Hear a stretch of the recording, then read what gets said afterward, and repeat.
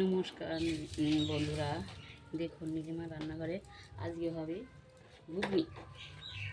আমি কড়াইটা উনুনে বসিয়ে দিয়েছি। আমি কাঠের উনুনে রান্না করছি আজকে। উনুনে কড়াইটা বসিয়ে দিয়েছি। এবার আমি তেল দিয়ে দেবো।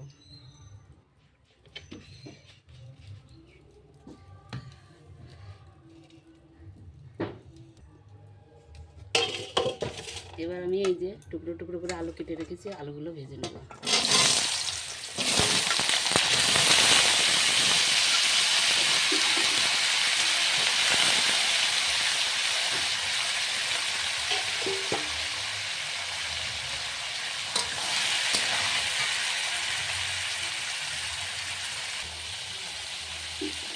একটু হলুদ দিয়ে দেবো।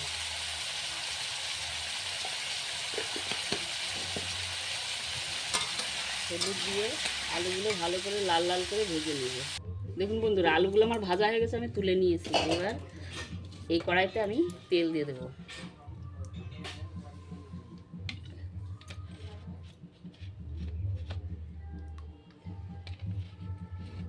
অনেকটাই রান্না করব তো একটু বেশি।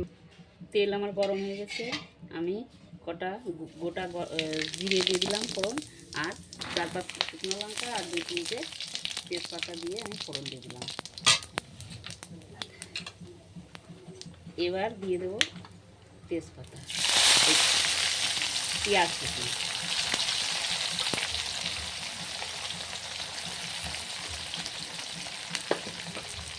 এবার পেঁয়াজটা ভালো করে এর মধ্যে একটু লবণ দিয়ে দেবো, যাতে পেঁয়াজটা তাড়াতাড়ি নরম হয়ে যায়।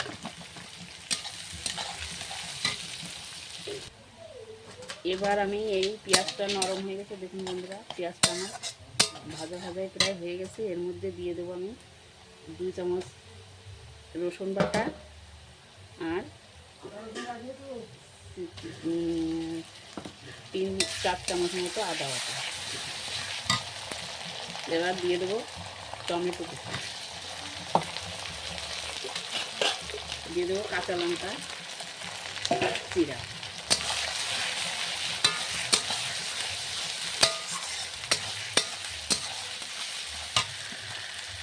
এবার দিয়ে দেবো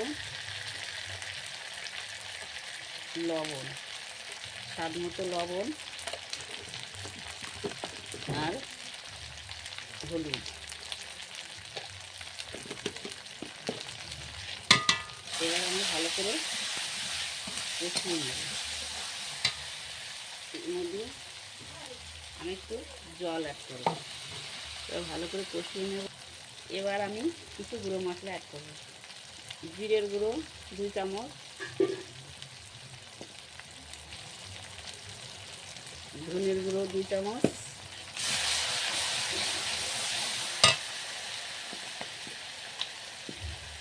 লঙ্কার গুঁড়ো 1 চামচ। এবার আমি মশলাটা ভালো করে কষিয়ে নেব।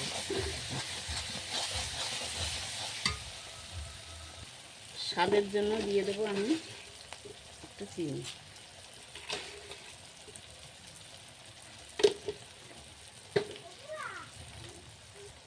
মশলা থেকে তেল ছেড়ে গেছে। এবার আমি দিয়ে দেবো মটর, সিদ্ধ করে রেখেছিলাম, সিটি মেরে রেখেছিলাম। এবার আমি মটরগুলো দিয়ে দেবো।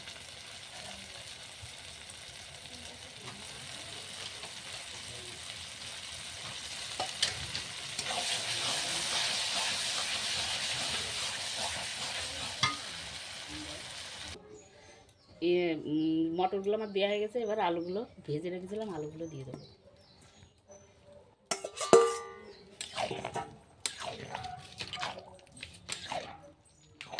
দিয়ে ভালো করে মিশিয়ে নেব। দেখুন বন্ধুরা, এর মধ্যে আমি সব কিছু দিয়েছি। গরম মশলাটাও দিয়ে দিয়েছি, আমি দেখাতে ভুলে গেছি। গরম মশলা দিয়ে এবার আমি নামিয়ে ফেলবো। দেখুন বন্ধুরা, আমি ঢেলে ফেলেছি। আপনারা এইভাবে একবার বাড়িতে ট্রাই করে দেখুন। আর যদি এই রেসিপিটা ভালো লেগে থাকে তাহলে আমাকে লাইক কমেন্ট করবেন। প্রচুর প্রচুর পরিমাণে লাইক কমেন্ট শেয়ার করবেন। আর ইউটিউব থেকে দেখলে পরে সাবস্ক্রাইব করবেন।